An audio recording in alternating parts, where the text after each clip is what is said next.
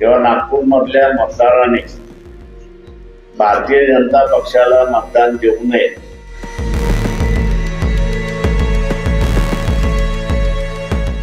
नागपूरमधल्या मतदाराने भारतीय जनता पार्टीला अजिबात मतदान करू नये, लॉस मेकिंग मेट्रो नागपूरच्या गळ्यात बांधण्यात आल्याची टीका वंचित बहुजन आघाडीचे प्रमुख प्रकाश आंबेडकर यांनी केली। आंबेडकर यांनी नागपुरात प्रसार माध्यमांशी संवाद साधला।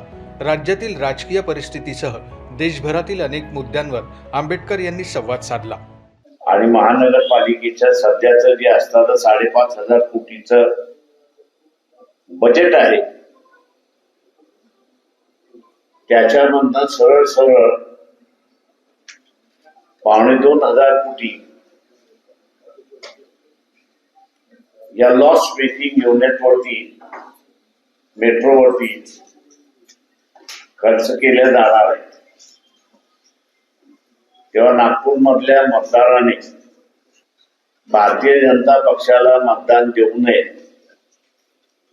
आणि लॉस मेकिंग मेट्रो आपल्या गळ्यातलं टाईट करून घेऊ नये ही नागपूरच्या मतदारांना माझी असणारी विनंती आहे।